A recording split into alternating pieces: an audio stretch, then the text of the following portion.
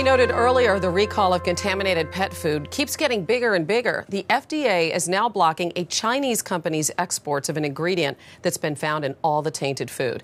And then late last night, this is the news, a new recall has been announced for some Dingo brand foods. And you can learn more about that warning on our website at cbsnews.com. And as you can imagine, many dog and cat owners are looking for other options right now, some of them even cooking for their pets.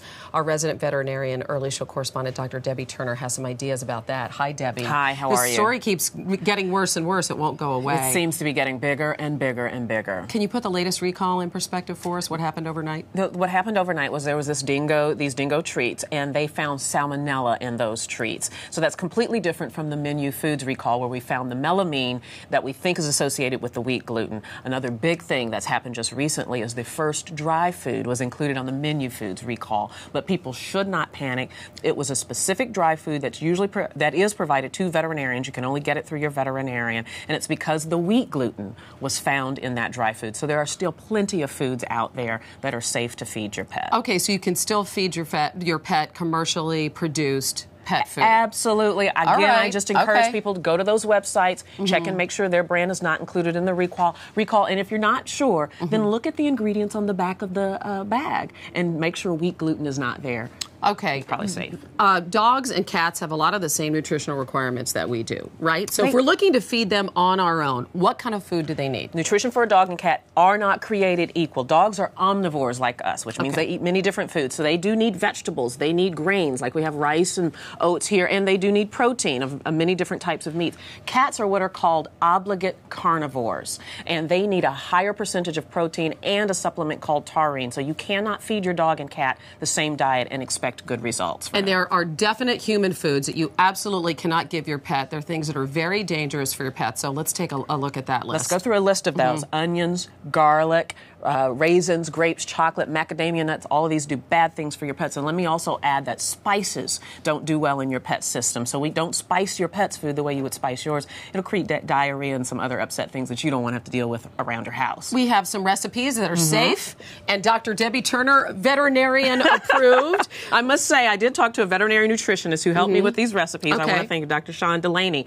This is rice and chicken and oil, and if you want to pour those in there together. And this would be for what kind of pet? This would be for a 50-pound dog, okay? Oh. Now, here's the thing. You go to a specific website. If you go to our website, you'll get more information.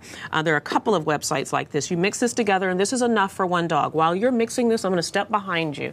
In order for this recipe to be nutritionally complete for your dog, I want to reveal all of these supplements have to be added. Holy cow. This is why I cannot recommend that you cook for your pet, because they have very specific nutritional needs, and you have to add all of this into this recipe for your dog to be fully supplied with their nutrients. What's in here? There is calcium. They have increased need for calcium. There's choline in there that's necessary. Also, a multivitamin and zinc, all very important for dogs. Wow, look at all of that. Yeah. Okay, and you would actually have to grind that up. You'd have to grind that up to make sure, hide it in there to make sure the dogs eat it. This is what it looks like, and this is enough for a portion for a 50-pound dog for one day. That's about 1,170 calories. All right, what about cats? This is a recipe, again, from Dr. Delaney, and this is salmon and sweet potato. This doesn't look like sweet potato, but it's sweet potato, as well as oil. You mix all those together, and the cat needs all those same supplements that I just mentioned, plus taurine and additional calcium.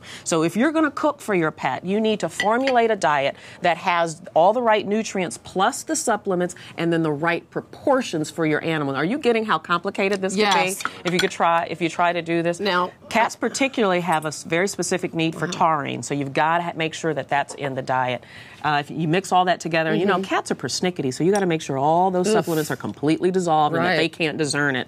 This is enough for one cat for one day, about 265 calories. Now, what if you're searching for a safe recipe? Can you just go anywhere on the internet? Because there are a lot of pet recipes out there. Anybody can make up a recipe, put it up on the internet, and it'll do detriment to your pet. In fact, I found one recipe yesterday on the internet that had said, put garlic in there for your dogs. Dogs love the taste of garlic. You do not want to trust internet recipes. If you really want to cook with for your pet, consult your veterinarian, show them the recipe, let them help you. But really, there's some fine dry foods out there that are still safe for our pets. That's what my dog eats. Yeah, and he's just fine. That's the right thing to do. Debbye Turner, thanks so much.